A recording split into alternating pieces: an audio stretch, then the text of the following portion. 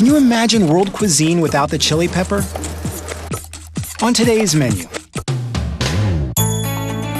with more than 2,000 varieties worldwide, the chili pepper has had a tremendous impact on the evolution of cuisine, setting the global palate on fire. Viva los chiles! Embracing the burn in Oaxaca, Mexico. There's nothing more exciting than taking a bite of some chilies and then having that rush go through your head where you're just going like... A pepper guru shares his throat-scorching harvest. Wow! Spit it out. Wow! Finding chili marmalade on the edge of Turkey. What makes the Urfa pepper so special? The sunshine in this field. All the sun that Allah has, He sent to earth.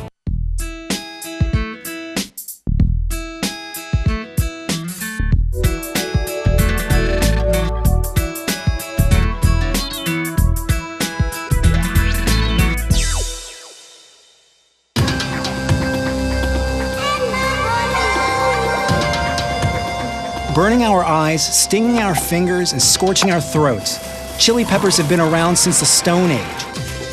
Avid crossbreeders, they've spread like wildfire over the centuries, producing thousands of varieties worldwide and intensifying the flavor of cuisines across the globe.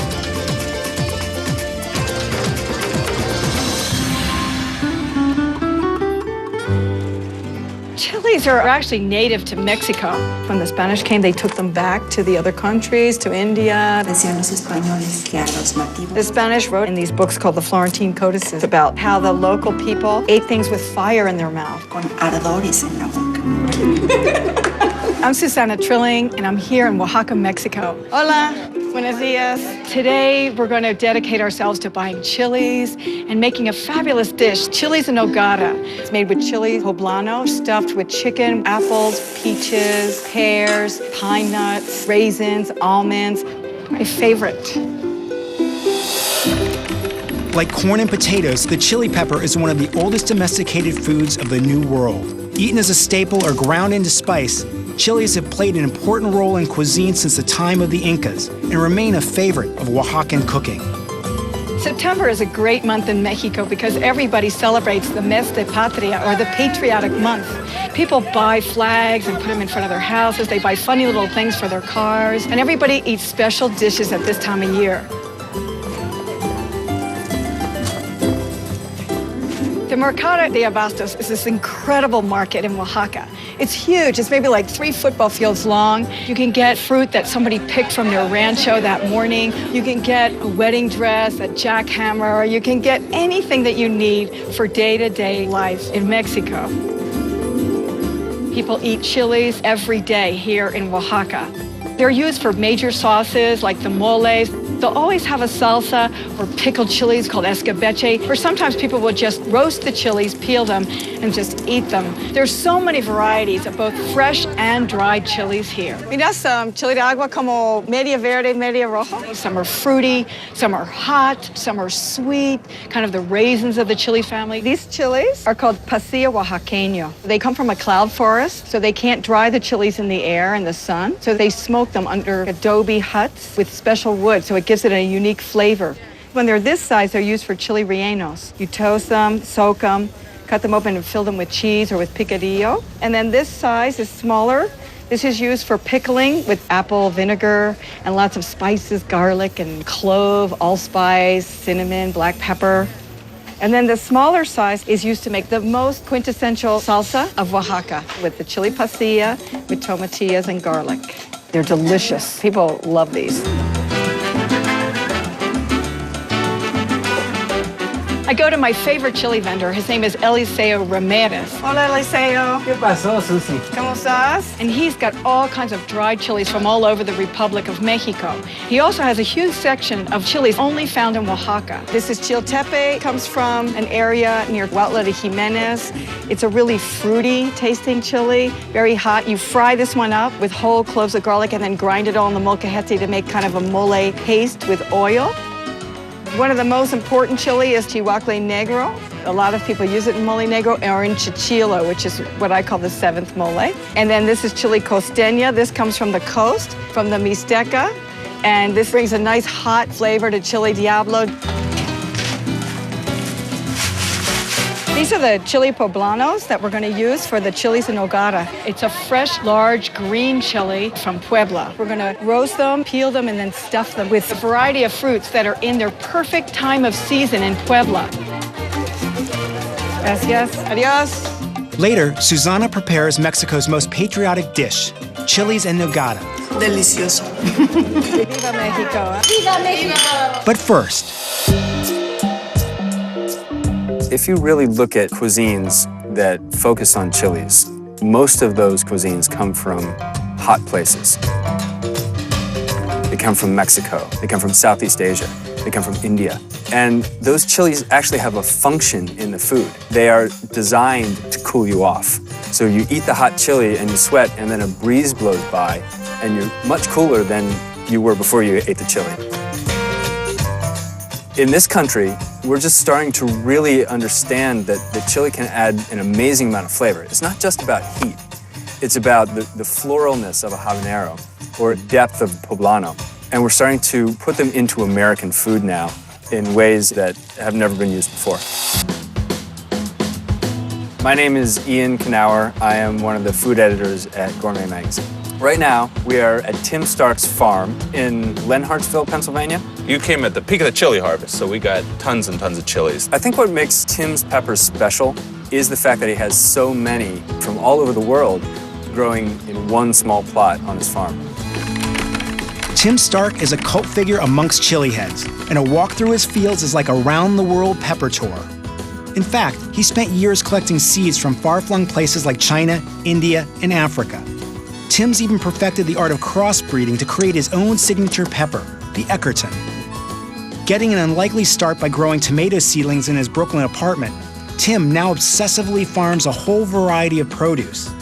Just outside New York, his farm inspires local chefs with a harvest that includes more than 100 chili varieties. I drove in here and I looked up in the field, and there's a 20-foot painting of me I know. naked, Yeah. holding a tomato. Yeah. Is that what you thought when you looked up? You thought, that's me. It looks just like me.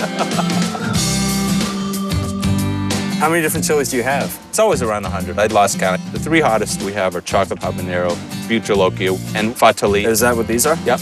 What I like is it's more fragrant. It's just a stronger fragrance. Oh, wow. It's really... This is what chili has love. It redeems the heat in my mind, you know? It's sort of, it's for the... It's hot. Yeah. A chili head is somebody who likes the endorphin rush of the hot, hot chili. Here's the chocolate habanero or chocolate Scotch bonnet. Got a nice fragrance, a lot of heat. Do they taste like chocolate? No. I love the feeling of after eating a chili pepper. You do get a little bit of a high from it. It's a big It's bite. really good. What I like, though, it's not gagging heat. I get it on my lips and the tip of my tongue. Oh yeah, the very tip of my tongue and my lips are kind of on Feel fire. that sort of, yeah. The greatest thing about a chili pepper, you can get so much flavor in a tiny, tiny package. This grows wild in the Amazon River Basin. Smell, yeah, that's real. Woo! Yeah. You can't eat the whole thing without blowing your head off, I guess, is what they say. So we're the people who walk up to the farm stand and say, is that one hot? And the farmer says, yeah. And I say, but is that one hotter? And so we always go for the hotter one, and we eat it right in front of them just to prove that we can. And that's often a mistake, but that's kind of what keeps us going. It is actually quite unusual to find so many different chili peppers in one farm. Here is the Eckerton pepper.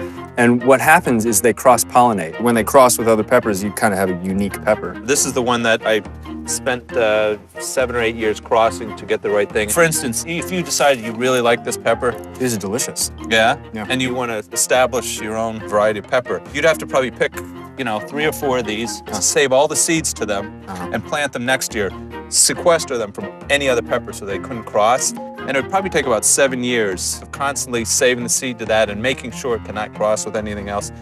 Then you'd have it stabilized, as they'd say.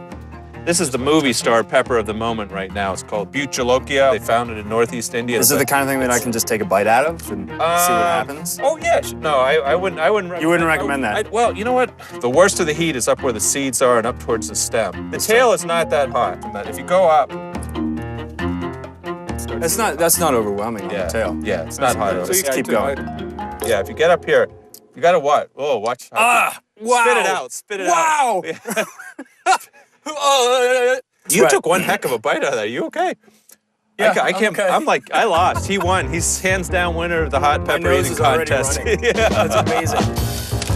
Is this a smoker? This is a smoker. This is a product of Pennsylvania German engineering. It used to be an oil tank. It smells awesome. What kind It's of wood? Applewood. A farmer like Tim wouldn't be able to stay in business without his clientele. What I found really quickly was it was impossible to sell peppers here in Pennsylvania. So we eventually took them to New York City, and nowhere else but in New York City could I put out all those different chili peppers and have someone from Peru know what those ahis are, someone from Trinidad know what those chili peppers are, and come back with recipes and ideas. We smoke them until they're dry, which takes about 2 days. So you're making chipotles? Chipotles, yeah. We smoke everything. We smoke habaneros, we smoke Scotch bonnets. I think because I sell directly to a consumer, I'm hypersensitive to what that consumer thinks. A lot of farmers don't do that. The consumer's consuming it 3, 4, 5 weeks down the line. Each client that he has that comes to his farm stand, they come there because they want to get stuff that they can't get at the supermarket. They want to get a chili pepper that's just picked the day before, that hasn't been through an industrial farm complex, and has amazing flavor and is something special. The great thing about chilies is that there is an endless variety. They're exciting because there's such a range of heat, so you can have ones like the habaneros that practically burn your head off, or like the Marash and the Urfa, which are just mildly spicy, and they also have great flavor. I'm Doc Willoughby. I'm the executive editor of Gourmet Magazine, and we are here in Şanlıurfa in southeastern Turkey because I'm writing an article about the peppers that are found in every cafe and restaurant all over Turkey. Here they make Urfa, and about 95 miles away they make Maraş. They use them on the tables like we use salt and pepper. We're literally 50 kilometers away from the Iraq border. Really? That's exciting. I came down here with my friend Ihsan Gurdal, who imports these chilies into the U.S., and we figured we'd come down here and find out what makes these chilies so great. During the Ottoman times, chili peppers were among the many new ingredients traveling the trade routes into Turkey.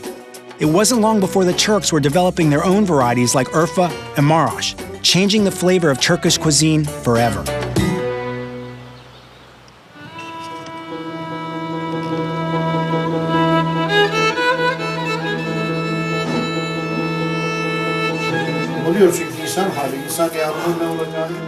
He says, this room has many meanings. This is where the head of the house sits. This is where they see guests. This is where the kids get brought up. He says, in this part of the country, every home has this room. Really? What is it called? Nedir bu oturduğumuz yerin adı? Oda, which means the chamber. When a guest comes, they give everything they have. This is where peace is created.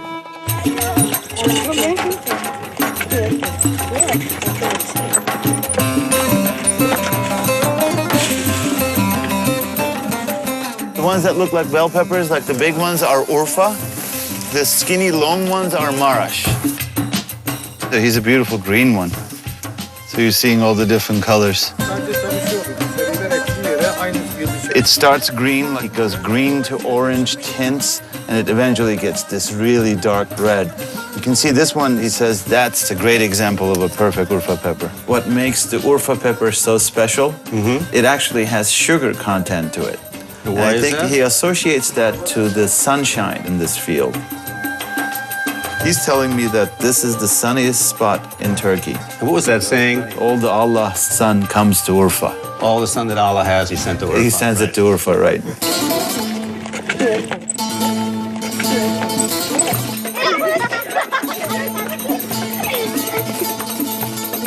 This is how they dry them. They take the seeds out.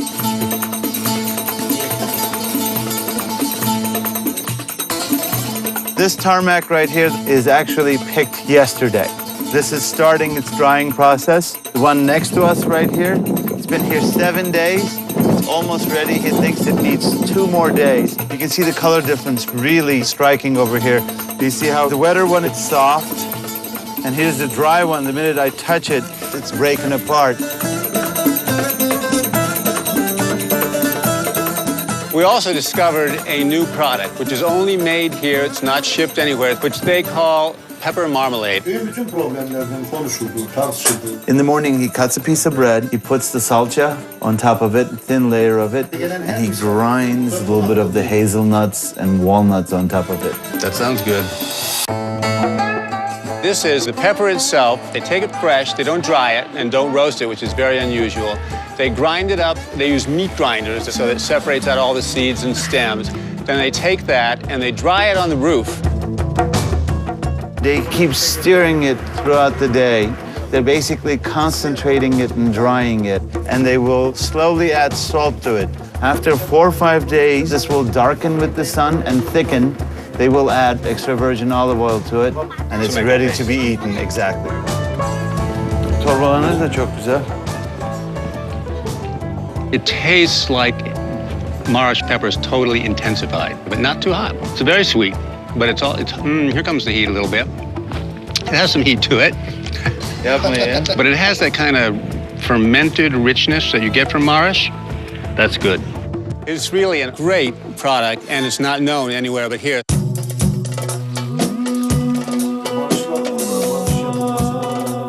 When he was a little boy, Ömer Bey, he always wondered what color was the soil on the Syrian side, because there was this barbed wire across the border.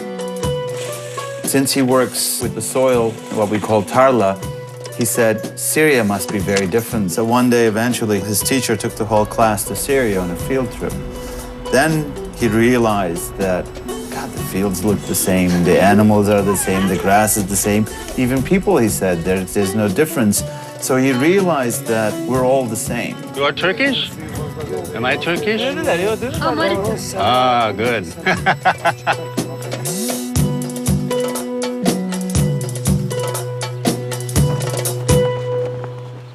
Back in Oaxaca, Susana and her friends celebrate the patriotic month of September with Mexico's national dish, chilies en nogada. I thought maybe we could have you guys roast the chilies and we'll put them in a big bowl. One of my favorite rituals at this time of year is to get together with my kids and my girlfriends, mothers of my kids' friends. Oh, they're so adorable. And we all get together and make chilies en nogada, which is the patriotic dish for the month of September. Esta receta nació en los conventos de Puebla. Luz says this dish was invented in a convent. It was made during this month to celebrate the Independence Day, which is the 15th of September. Also that all the fruits are in season at the same time. El chile verde, la crema blanca y la granada roja. So it's the color of the flag, the green, white, and red. Esa es la historia. Oh, it looks beautiful.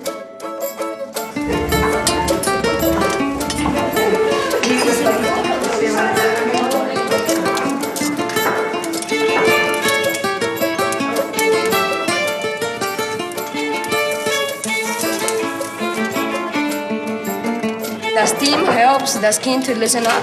And then we're going to put another bowl on top so that they sweat. Everything cut up. We're going to fry it. So you're going to start with the onions, with the oil, until they come out transparent. And then after the onions clear, the tomato and garlic together. Garlic is to keep away colds, stomach problems, keep your heart healthy. This is the seasoning. You can see the Spanish influence. Capers, olives, pine nuts, and raisins. And then we're going to go with the fruits. We use the criollo pears from San Miguel Pera, apples from La Chatao, durazno from Sierra Juarez. It's like the best from each area in Puebla. That's how they invented the recipe. This isn't traditional, but I like to do this as a little twist. We're going to put crystallized ginger, and it just makes it sweet and it gives a little mysterious toque. Touch. Oh, a little touch, right? And then we add the chicken from the ranch. This is poached with lots of vegetables to make a wonderful stock. And that's going to be our filling. So why don't you start peeling the chilies and leave the chilies whole. the poblano so popular because it's also good for children, it's good for people that can't eat food that's real hot. Y lo puedes preparar en muchas formas. And how do you make it? She said that you can use it as a base of many, many different dishes. You can make a soup with it, you can make it with cheese. Con cebolla, con papas. I like with spaghetti sauce. What's so special to me about Oaxacan cooking is they're not turning their back on the hours that it takes to prepare a dish. We think the Mexican kitchen is so labor intensive because all the women like to get together to cook. Whenever there's a big fiesta, everybody goes because they all want to chop vegetable and peel and nuts. The husband says, oh, come home, and you can say, no, I'm not done cleaning chili yet. It's a great excuse to get together.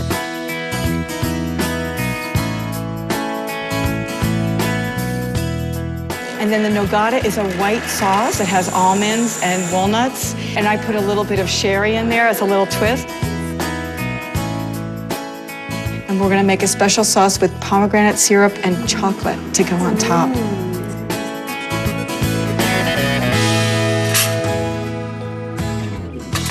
Chilies have been used since pre-Hispanic time to make the simplest corn mush into something more exciting by eating the chili on the side. So we've had chilies for a long time in our cuisine. No es propiamente dulce, sabe un poco a fruta, un poco a la verdura del chile, un poco ácida, la salsita con chocolate, pero también es dulce. Me encanta. ¡Viva los chiles!